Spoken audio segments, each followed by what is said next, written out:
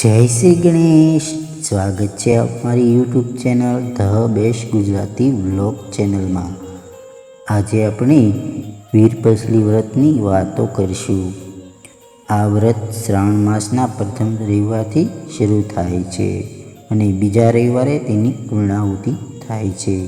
ભાઈના કલ્યાણ માટે અને તેના લાંબા આયુષ્ય માટે બહેનો આ વ્રત કરે છે અને ભાઈ તેની બહેનને યથાશક્તિ પ્રમાણે ભેટ આપે છે અને તેમના આશીર્વાદ મેળવે છે. જો કોઈ બહેનને સગો ભાઈ ન હોય તો પોતાના ધર્મના માનેલા ભાઈ માટે પણ આ વ્રત કરી શકાય છે. આ વ્રત કેવી રીતે કરવું? આ વ્રતમાં 8 શેરનો દોરો લેવો, તેને 8 ગાંઠ વાળવાની અને 8 દિવસ રોજ સવારે સાંજ ધૂપ દીવા કરવા. ધૂપ દીધા પછી જમી શકાય. ભાઈ ખોબો ભરીને જે અનાજ આપે તેને રાંધીને ખાવું. 8 દિવસ થાય એટલે દોરો પીપળે બાંધી દેવો. વ્રત કથા. એક ગામમાં ખેડૂત રહેતો હતો. તેને 7 દીકરા હતા અને એક શીલા નામની દીકરી હતી. 7 ભાઈ અને બહેન પરણેલા હતા. નાના ભાઈ ભલો અને માયાળુ હતો, જ્યારે મોટા 6 ભાઈઓ કપટી હતા. તેણે નાના ભાઈને અલગ કાઢી મૂક્યો હતો. શીલા સાસરિયામાં કંકાસથી કંટાળી નાના ભાઈ સાથે રહેતી હતી. મોટા ભાઈઓ સળકપટી કરી પૈસા બનાવી બેસી ગયા હતા, જ્યારે નાનો ભાઈ ખેતરમાં મજૂરી કરી માંડ માંડ ગુજરાન ચલાવતો હતો. આથી નાના ભાઈને મદદ કરવા શીલા મોટા ભાઈ પાસે કામ માગવા ગઈ, ત્યારે અભિમાની તેની ભાભીઓએ કહ્યું કે નણંદબા, તમારાથી થાય તો ઢોર ચરાવવાનું કામ કરો. બહેનને તો કામ જોઈતું હતું, આથી તેઓ હા પાડી. સાંજે ભાભીઓ જે કંઈ વધેલું ઘટેલું આપે તે ઘરે લઈ જમીને વેચીને ખાઈ લેતી. એક વખત ઢોર સારી રહી હતી, ત્યારે કેટલીક છોકરીઓને વ્રત કરતી જોઈ તેણે પૂછ્યું કે આ શેનું વ્રત છે? એ છોકરીઓએ કહ્યું, આજે વીરપસલી છે અને અમે વીરપસલીના દોરા લીધા છે અને એ દોરા અમે ભાઈના જમણા હાથમાં બાંધી અને ભાઈનો ખોબો ભરાય એટલું અનાજ રાંધીશું. શીલાએ પૂછ્યું, આનાથી શું લાભ થાય? તો છોકરીઓએ કહ્યું કે તેનાથી ભાઈનું આખું વર્ષ સુખ અને શાંતિથી પસાર થશે. શીલાએ હરખભરે દોરાને લઈ લીધા અને તેનો આભાર માન્યો. 8 દિવસ સુધી તેણે દોરાને ધૂપ દીધો.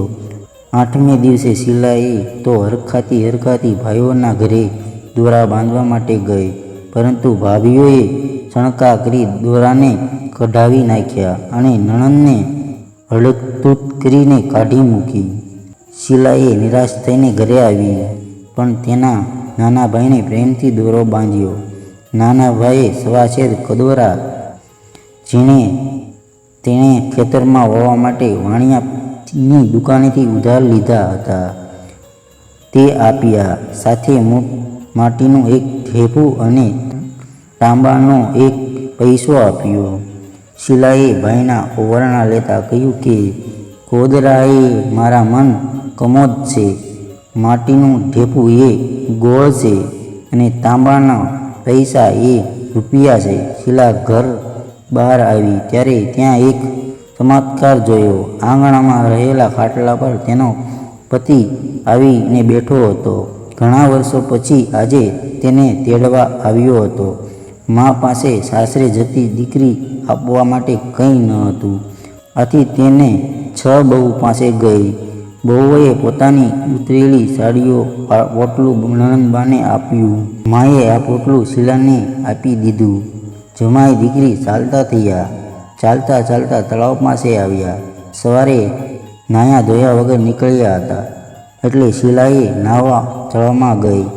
નાહ્યા પછી તેણે પતિની સાડી આપવા કહ્યું.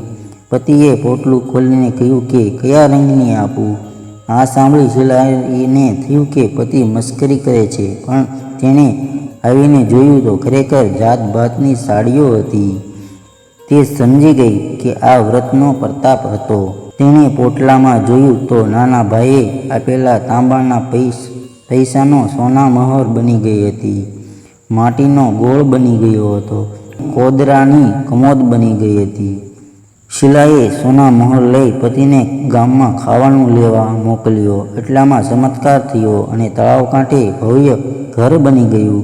થોડી વારમાં પતિ આવ્યો તો તેણે તળાવ કિનારે ભવ્ય મકાન જોઈ નવાઈ લાગી. શીલાએ ત્રીજા માળેથી પતિને બોલાવતા કહ્યું કે આ બધો પ્રતાપ વ્રતનો છે.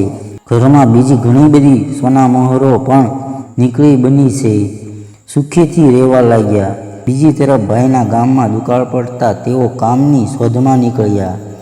ચાલતા ચાલતા આ તળાવના કિનારે ભવ્ય મકાન પાસે આવ્યા. આથી તેઓ આશા બંધાણી કે અહીં જરૂર કંઈક કામ મળશે. બહેન, 6 ભાઈ અને ભાભીને બગીચામાં કામે લગાડી દીધા. જ્યારે નાના ભાઈને માતા પિતાને આરામથી ઘરમાં રાખ્યા.